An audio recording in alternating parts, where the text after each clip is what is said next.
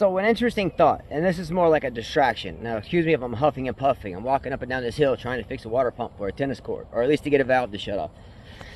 Anyway, the distraction, or the level of distraction that most people have these days. For example, there are so many things going on worldwide, geopolitically, and I know we don't want to sit and talk about geopolitics, but the South China Sea, Taiwan Strait, the Black Sea, Russia, Ukraine, the Middle East, and really no one even really quite talks about it. I don't want to get into geopolitics at this point right now.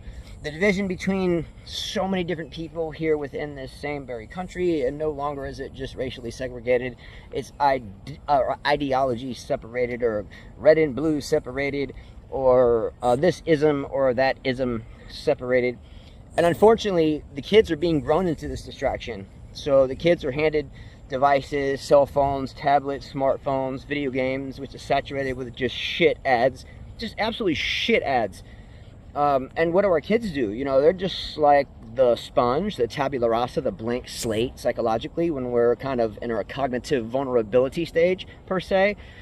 And we grow up with this. So what do we do? What do we do, and what are the implications? So if you have a future generation of children coming up that are supposed to be our future leaders and future guidance counselors and future teachers and so forth, and they have no idea what the reality is and current events in the world are today, I think it's troublesome. Like, so, you know, I keep hearing about AI and the fruition thereof. In other words, there's something that's projected by the year 2030, like 70% of blue collar, white collar jobs will be wiped out, from assembly workers to administration, etc. And still, we're handing our kids devices. Like, I think now would be a more important time than ever to have your kids study their ass off more than ever.